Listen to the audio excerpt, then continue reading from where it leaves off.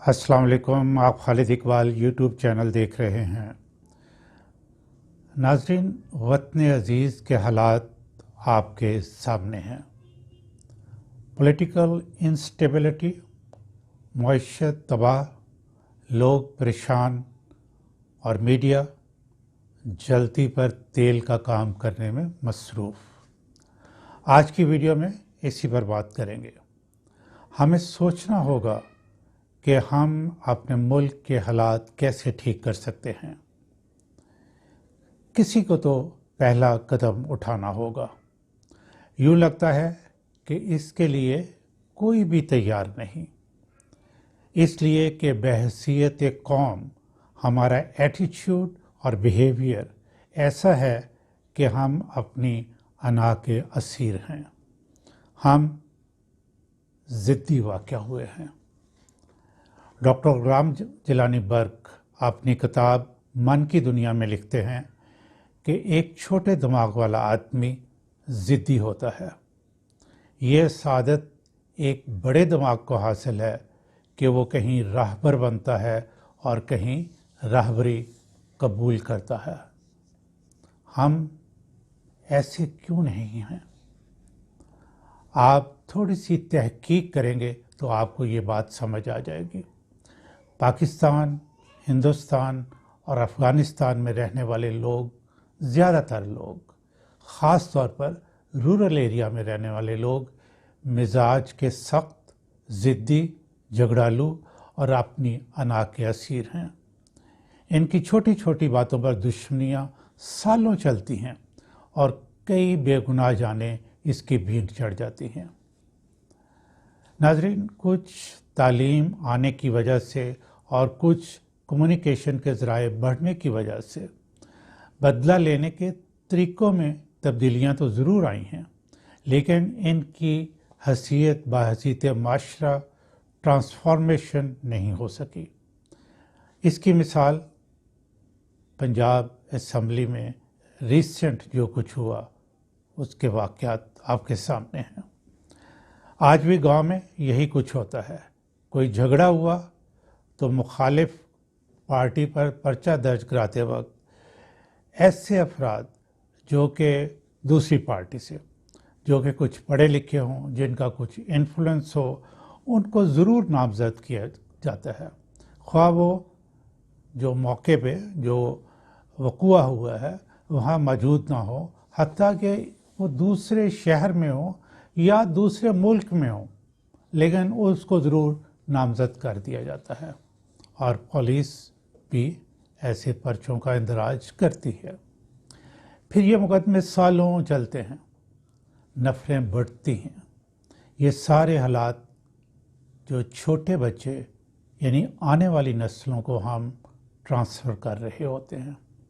ये नफ़रतें, ये कदूरतें, ये रंजिशें उनकी शख्सियत का हिस्सा बन जाती हैं और ज़िंदगी भर के लिए उनका एटीट्यूड मनफी हो जाता है। फिर वो पाकिस्तान के आला इदारों में तालीम हासिल करें, ऑक्सफोर्ड, कैम्ब्रिज या हार्वर्ड से तालीम हासिल करें, उनका एटीट्यूड नहीं बदलता। जब वो पाकिस्तान की पॉलिटिक्स में आकर असम्बलियों में बैठते हैं, बड़े बड़े इदारों में खिदमात सर अंजाम देते हैं, तो साफ नज़र आता है कि ये शख्स नफ़रतों में गूंधा हुआ है। आप रोज़ाना शाम को टॉक शोज़ में ऐसे लोगों को देख सकते हैं। कोई टेबल के इस तरफ बैठा है, कोई टेबल के उस तरफ बैठा होता है, लेकिन अपनी जहालत को डेमोन्स्ट्रेट करने में ज़रा सी खिफत भी उनके चेहरों पर नहीं आती। हर कोई अपने नुक्ता नज़र को पुश करता है, इम्पोज करने की कोशिश करता है, झूठ बोलता है, इलॉजिकल बातें करता है, दूसरे की सुनना ना एप्रिशिएट करना, ये हमारा एटीट्यूड है। ऐसे में एंकर पर्सन, नाज़रीन ज़रा गौर कीजिएगा, ऐसे में एंकर पर्सन जलती पर तेल डालता है। वो उनको बेहुदा अल्फाज तक इस्तेमाल करने से रोकना तो दूर की बात, वो एनकरेज करता है। یہ لوگ لاؤڈ ہوتے ہیں، گالم گلوچ سے بھی بعض دفعہ آگے نکل جاتے ہیں۔ اب آپ بتائیں کہ مسائل کا حل کیسے ہوں گے؟ یہ ملک ٹھیک کیسے ہوگا؟ یہاں تو جیت کے لیے دوسروں کو چاروں شانوں چت کرو، کوئی اخلاق، کوئی اصول، کوئی رول، کوئی قانون نہیں۔ یہ اسی ایٹیچیوڈ کا نتیجہ ہے جو بچپن سے اس کے ذہن میں ہوتا ہے اور وہ اپنے اس کو سینے سے لگایا ہوتا ہے اور اسی طرح اس کی پرورش ہو رہی ہوتی ہے۔ یہ ان نوئنگ لرننگ سائیکالوجی میں بھی نون ہے، یہ انسان کا پیچھا نہیں چھوڑتی۔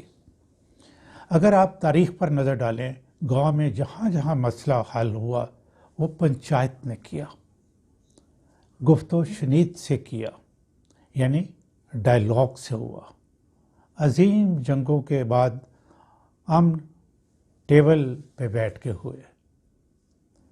ان پولیٹیکل پارٹیز کے درمیان پنچایت کا رول کون ادا کر سکتا ہے جس کی سب بات مانے؟ شاید یہ کام صرف اور صرف سپریم کورٹ آف پاکستان سر انجام دے سکتی ہے۔ حالات کو سامنے رکھتے ہوئے شاید یہ حل ماورائے آئین و قانون نکال کر پھر آئین و قانون کے دائرے میں لانا ہو۔ ڈائیلاگ کو ممکن بنانے کے لیے میں عمران خان صاحب سے ضرور کہوں گا کہ آپ قومی اسمبلی میں واپس آئیں۔ قانون کی نظر میں آپ سب ابھی تک قومی اسمبلی کے ممبر ہیں۔ قومی اسمبلی کے رولز آف بزنس کے مطابق استعفیٰ دینے والے کے لیے ضروری ہے کہ وہ اپنے ہاتھ سے لکھے اور پھر جو اسپیکر ہے اس کو جا کے یہ یقین دہانی کرائے کہ وہ کسی کے دباؤ میں آ کے یہ استعفیٰ نہیں دے رہا۔ اس لیے پی ٹی آئی کے ممبران کے استعفوں کی منظوری غیر قانونی ہے اور میری انڈرسٹینڈنگ کے مطابق الیکشن کمیشن ان سیٹوں پر الیکشن نہیں کروا سکتا۔ یہ سارا عمل غیر قانونی ہوگا۔ میں عمران خان صاحب کے اس استدلال سے بھی اتفاق نہیں کرتا کہ اگر وہ اسمبلی میں بیٹھیں گے تو اس کا مطلب ہے کہ امپورٹڈ حکومت کو تسلیم کر لیا۔ اگر آپ کا یہ آرگومنٹ مان بھی لیا جائے کہ یہ آپ سے زیادتی ہوئی ہے یا یہ کہ امریکہ کی سازش کے نتیجے میں یہ سارا کچھ ہوا ہے، پھر بھی آپ کو گراؤنڈ چھوڑ کے باہر تو نہیں جانا چاہیے تھا، اندر رہ کر مقابلہ کریں۔ اس میچ کو آپ مکمل کریں۔ نئے میچ کا مقابلہ آپ نے کرنا شروع کر دیا ہے اسمبلیوں سے باہر بیٹھ کے۔ آپ وکٹیں اٹھا کر گراؤنڈ سے باہر چلے گئے ہیں، یہ مسئلہ ایسے حل نہیں ہوگا۔ گراؤنڈ میں واپس آئیں، ڈائیلاگ شروع کریں۔ آپ جلسے کریں، سب کریں، جلوس نکالیں، لیکن تم غدار وہ غدار کا کھیل ختم ہونا چاہیے۔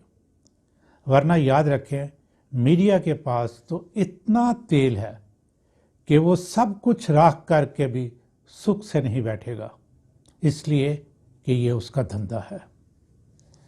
قومی سلامتی کے اداروں کو سیاست سے دور رکھیں، یہ ہمارے وطن عزیز کے لیے بہتر ہے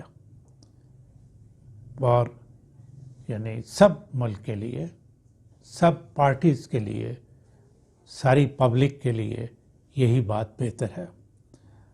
ان کو بھی چاہیے کہ وہ کسی بھی پولیٹیکل پارٹی کو اپنا نام نہ لینے دیں، یعنی استعمال نہ کرنے دیں، دشمنی میں نہ دوستی میں۔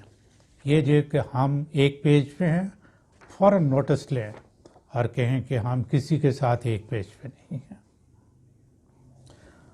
آپ اپنا کام خود کرنے کے قابل ہو جائیں۔ سول اداروں کو اسٹرانگ اور پروفیشنلی کمپیٹنٹ کریں۔ سیلابوں، زلزلوں کو خود مینیج کرنے کی صلاحیت ڈیولپ کریں۔ ان کا رول خود ختم ہونا شروع ہو جائے گا، کام ہوگا پھر ختم ہو جائے گا۔ پہلے آپ تو کسی جوبے ہو جائیں۔ یہ تو ہو نہیں سکتا کہ ہر کام آپ قومی سلامتی کے اداروں سے کروائیں اور یہ کہیں کہ وہ سول معاملات میں کسی قسم کی دخل اندازی نہ کریں۔ یہ ناممکن، غیر فطر ہے۔ میں honourable chief justice of Pakistan سے گزارش کروں گا کہ وہ ملک کے بگڑتے ہوئے حالات کو دیکھتے ہوئے، سامنے رکھتے ہوئے اس پر سو موٹو ایکشن لیں اور تینوں میجر پولیٹیکل پارٹیز کو طلب کر کے ڈائیلاگ کا حکم دیں،